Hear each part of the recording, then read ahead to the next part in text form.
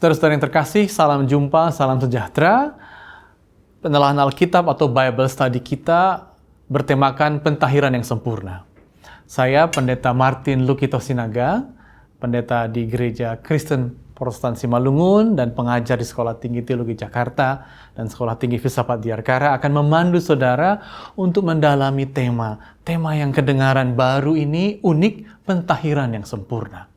Saudara-saudara, kata pentahiran kalau kita lihat di kamus berarti pembersihan dari kenajisan, cleansing, purifying. Sehingga kita bertanya, asing memang kedengaran dan masih relevankah kita mendalami tema Alkitab seperti ini, saudara-saudara? Bahkan kita bisa mengatakan, apakah mendalami Alkitab tentang tugas mentahirkan yang dulu menjadi tugas kaum Lewi Israel, apakah itu ada artinya buat kita sekarang? Kita tidak di padang gurun ketika orang Lewi mentahirkan di padang gurun, kita kebanyakan di kota-kota atau di desa-desa. Apakah relevan, saudara-saudara? Dan kadang-kadang aneh juga di telinga orang Indonesia pentahiran ini.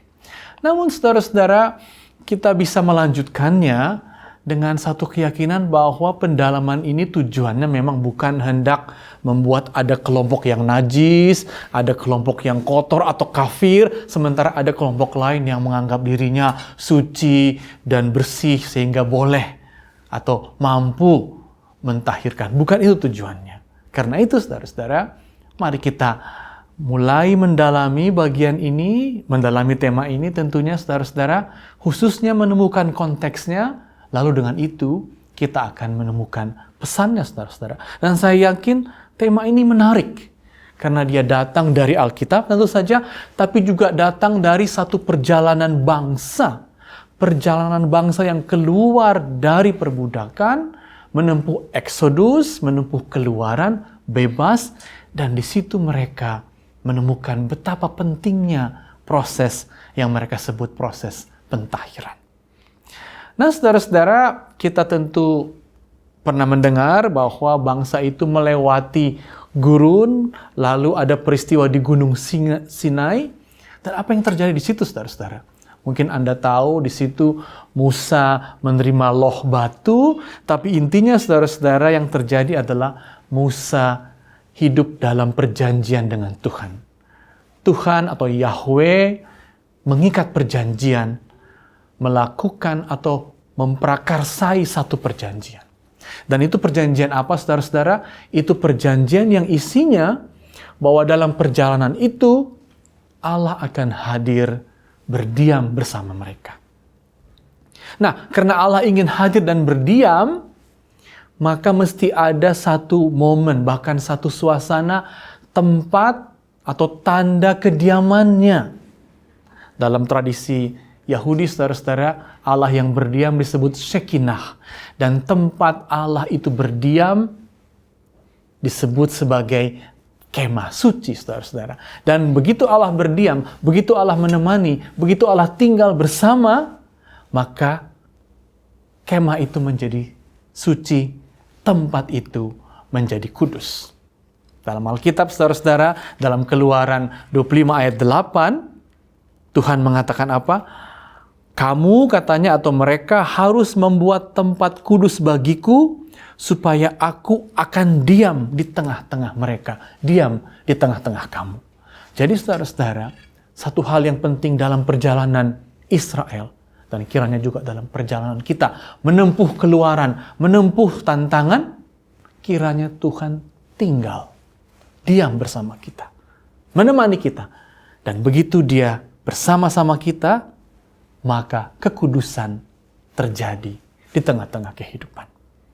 Kados, kudus, artinya khusus, unik, tertentu. Dan kita, karena Allah tinggal, kita pun khusus atau kudus. Itu yang pertama poinnya, saudara-saudara, dalam penelaahan Alkitab atau Bible Study kita. Dan untuk kekudusan itu nyata dan dapat dialami, maka kemah suci tadi, tempat kudus tadi, membutuhkan pelayannya, bukan? Dan disitulah pelayan-pelayan, yaitu orang Lewi, bekerja. Memuji Tuhan, menaikkan persembahan agar apa? Agar Tuhan hadir dan kehadirannya, penyertaannya dapat dialami bersama-sama, saudara-saudara. Kehadirannya tadi selalu berarti kekudusannya. Di tengah-tengah perjalanan bangsa yang ribuan orang itu tentu ada konflik. Kita tahu dalam kehidupan kita juga ada tantangan. Dan di tengah-tengah itu ada kelompok-kelompok yang mempertanyakan Levi, mempertanyakan Harun. Dan terjadi pemberontakan Korah, Datan, dan Abiram. Dalam Bilangan 16, mereka memberontak karena mereka tidak mau taat kepada kaum Levi, khususnya Harun. Dan dalam pemberontakan itu terjadi kekerasan. Bahkan terjadi kematian, saudara-saudara.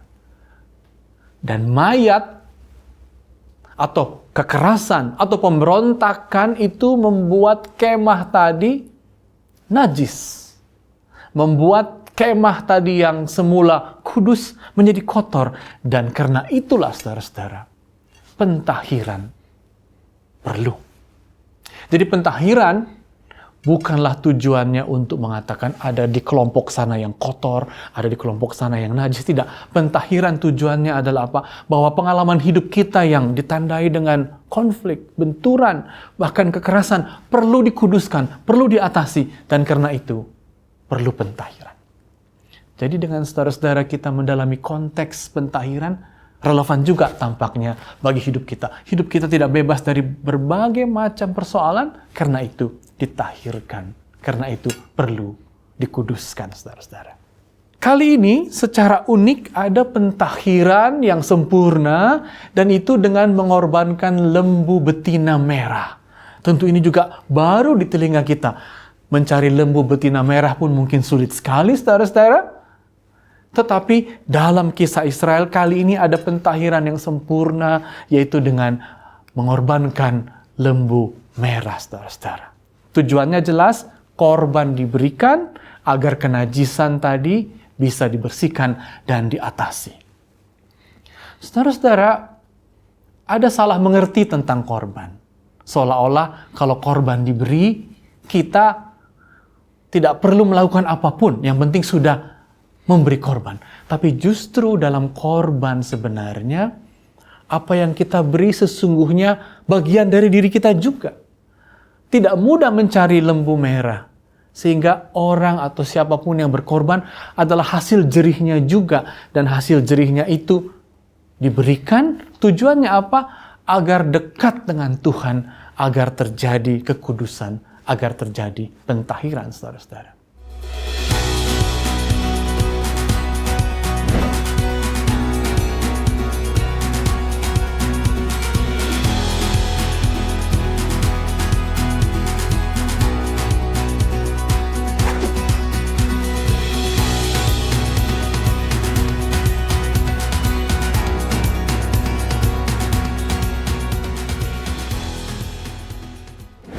Bahkan dalam bahasa Ibrani, saudara-saudara, korban itu huruf matinya KRB.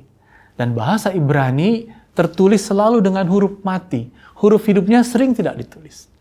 Kau orang yang berkorban agar akrab. KRB juga akrab. Agar akrab dengan Tuhan. Dan menjadi karib Tuhan. Itulah tujuannya mengapa perlu korban dan mengapa korban lembu merah juga diberikan. Dengan kata lain, begitu kita menyerahkan korban, kita juga punya komitmen. Karena korban itu bagian dari diri kita. Kita punya komitmen untuk membaharui diri, untuk kekudusan. Di Alkitab kita tahu ada korban bakaran, ada korban keselamatan, ada korban sajian penebus salah. Dan itu sekali lagi tujuannya jelas, saudara-saudara. Tujuannya bukan seolah-olah ada kambing hitam. Dengan memberi korban, selesailah. Tidak. Dengan memberi korban, sekali lagi kita ingin lebih dekat dengan Tuhan. Kita ingin menjadi karibnya. Bukan ingin mengelabui seolah-olah aku tidak bertanggung jawab. Yang bertanggung jawab adalah lembu itu. Tidak, justru dengan korban kita ikut dalam tanggung jawab, ikut dalam komitmen baru mengatasi kelemahan, mengatasi dosa kita, saudara-saudara. Sehingga begitu korban diberikan, tujuannya sebenarnya pendamaian. Dalam bahasa Inggris istilah pendamaian indah sekali, saudara-saudara. Atonement. Agar apa? Agar one man kembali. Agar at one man kembali. Agar bersekutu lagi dengan Tuhan. Agar kenajisan diatasi. Agar kekudusan diberikan. Agar terjadi pendamaian atau atonement dalam bahasa Inggris. Jadi bukan karena lembu itu kita tidak najis. Tapi karena kita datang, berdamai, dan Tuhan memberikan kepada kita kekudusan dan pendamaiannya, saudara-saudara. Nah, di Israel dalam Alkitab, saudara-saudara, dalam Bilangan 19 unik sekali, lembu merah itu dibakar, lalu debunya dicampur dengan air, dicelup dengan hisop, dan dengan dicelup dengan hisop disebarkan ke kemah-kemah, disebarkan ke tempat-tempat, agar dengannya, saudara-saudara, terjadi kekudusan, agar dengannya, saudara-saudara, terjadi pentahiran atas kenajisan karena kesalahan, kenajisan karena kekerasan, kenajisan karena banyak korban, saudara-saudara. Jadi kalau kita bisa simpulkan, dengan debu dari korban lembu merah ini dipercikkan dengan hisop, saudara-saudara, dua hal terjadi. Komitmen dari orang yang mengalami penyesalan itu tampak.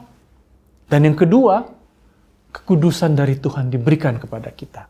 Karena apa? Karena terjadi atonement, karena terjadi pendamaian, karena terjadi pengampunan dan kasih Tuhan, saudara-saudara. Banyak detailnya di Alkitab, saudara-saudara. Saudara bisa baca dalam Bilangan 19 ayat 19-20, tapi tujuannya detail itu agar apa? Agar sambil korban itu dipercikkan debunya, komitmen dekat kepada Tuhan terjadi, dan kasih Tuhan, pengampunannya, pentahirannya diberikan kepada kita, dan kita menjadi kudus, menjadi khusus kembali olehnya. Itu pesannya, saudara-saudara. Itu pesannya mengapa dalam Bilangan 19 begitu detail dikatakan, begitu rinci dipraktekkan, saudara-saudara. Ada satu pengalaman yang luar biasa tentang Indonesia mengenai korban. Dan ini disebut korban perdamaian. Pada tahun 1962, suami istri Don dan istrinya Richardson pergi ke suku Asmat, suku Sawi, hendak menginjili, saudara-saudara. Dan begitu mereka datang, mereka disambut dengan luar biasa oleh suku, dan suku ini, saudara-saudara, ternyata suku yang berperang. Satu dengan yang lain, dari kampung dengan kampung yang lain. Saudara-saudara, ketika ada suku berperang berarti memang di situ ada dendam.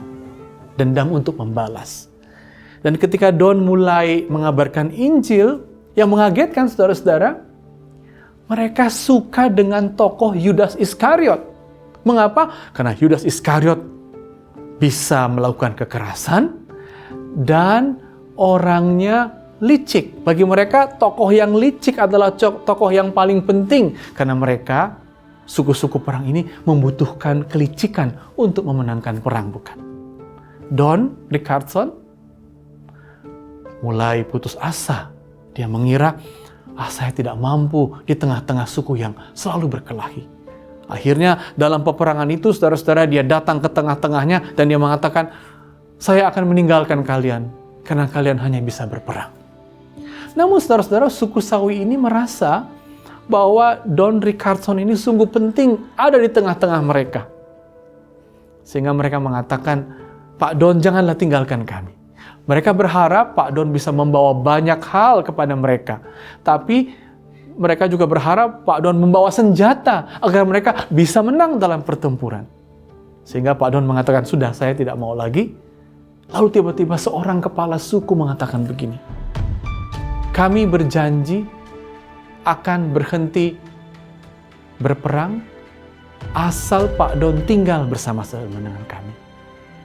Dan salah satu tanda bahwa kami akan berhenti berperang, kami akan mengorbankan anak kami. Wah, tentu mengagetkan, saudara-saudara, korban seorang anak. Tapi uniknya di situ, saudara-saudara, anak kepala suku ini dibawa, diserahkan kepada musuhnya, dan disebut anak perdamaian, peace child. Dan ketika diserahkan, tujuannya apa? Tujuannya bukan hendak dibunuh rupanya, tapi tujuannya agar pihak musuh itu menerima anak itu sebagai korban untuk dipelihara. Dan selama anak itu hidup dan dipelihara, selama itu juga mereka tidak akan berkelahi lagi. Selama itu juga perang dihapuskan. Ini mirip sekali dengan korban yang tadi kita baca, saudara-saudara, bahwa korban itu sebenarnya mau membuat kita ikut dalam proses penyesalan, tapi juga bukan hanya kita ikut di situ, tapi kita membangun komitmen baru. Komitmen untuk hidup kudus, hidup baru. Dan dalam cerita Pak Don Richardson tadi, hidup tanpa perang, hidup tanpa kebencian. Dan itulah juga korban Kristus yang diberikan kepada kita. Saudara-saudara yang terkasih, dalam Alkitab juga, khususnya dalam Perjanjian Baru, bahwa kita sebagai orang Kristen, sebagai umat yang percaya, dimintanya juga untuk hidup kudus dan tidak bercela. Bahkan dalam Efesus, Filipus, Timotius, yang saudara bisa lihat dalam layar ini, dikatakan berkali-kali bahwa sekarang sebagai jemaat kita kiranya kudus, sebagai anak-anak Allah kita kiranya tidak bercela, dan dengan itu juga saudara-saudara kita tidak bercacat nanti pada saat bertemu dengan Tuhan. Dan menarik sekali saudara-saudara bahwa memang orang Kristen juga diminta untuk tidak bercela. Dengan kata lain, orang Kristen juga diminta untuk menempuh pentahirannya agar dia kudus. Dan kalau kita lihat Alkitab saudara-saudara, tetap sama ternyata bahwa kiranya kita pun di hadapan Tuhan, bahkan sebagai orang Kristen, blameless, layak, kudus, dan tak bercela.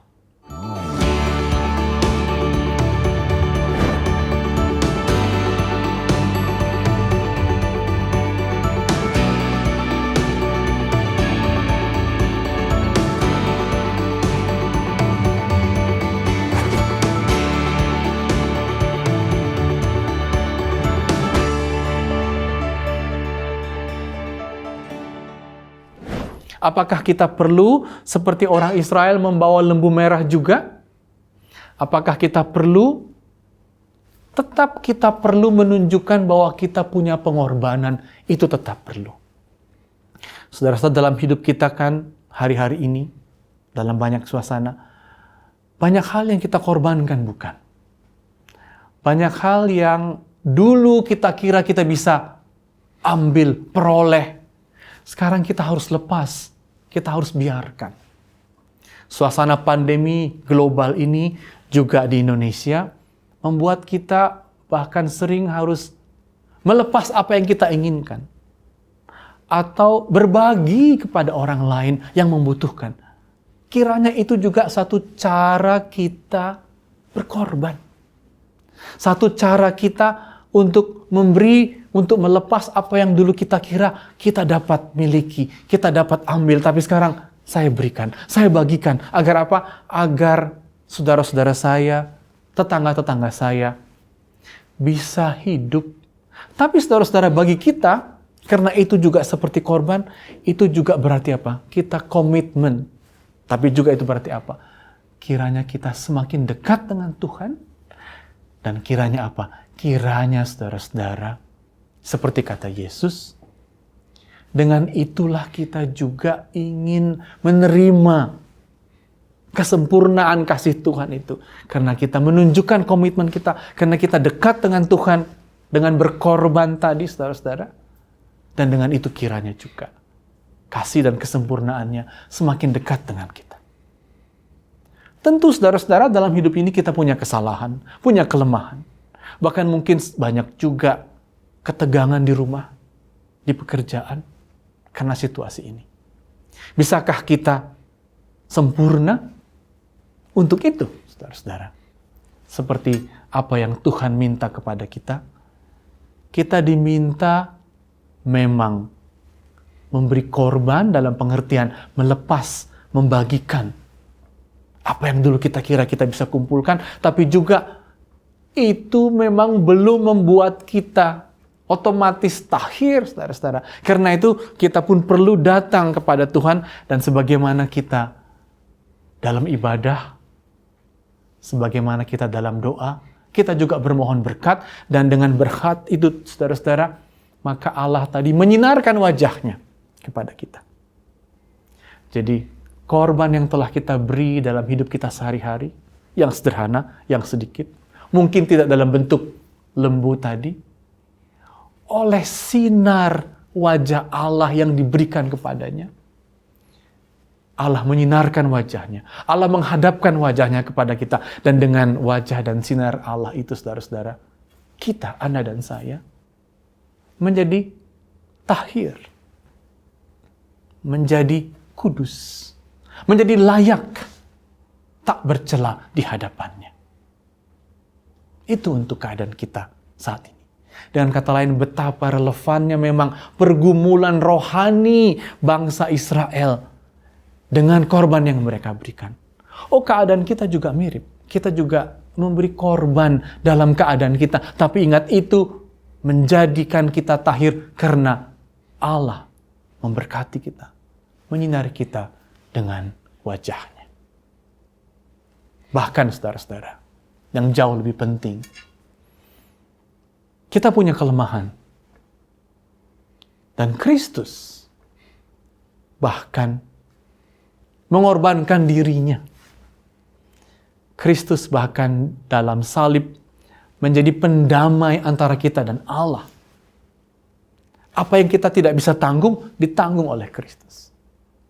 Apa yang kita temukan sebagai masalah, sebagai dosa kita, diatasi oleh Kristus karena Dia menanggungnya di salib.